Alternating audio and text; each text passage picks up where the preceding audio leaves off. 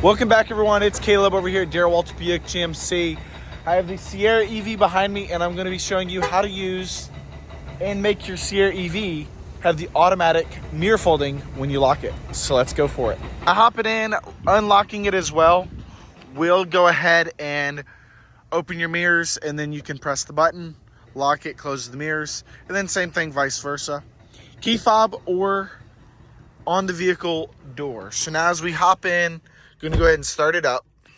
We're going to move over here to our infotainment screen here. Going to go into settings. And then you're going to go into vehicle. We're going to scroll a little bit down, go to comfort and convenience. And then you want to make sure remote mirror folding is on. Now there it's off and then back on. And of course, we're going to go ahead and turn the vehicle off once again. And now that we're hopping out, once again, you can either click the button or you have it on the key fob and it's locked up.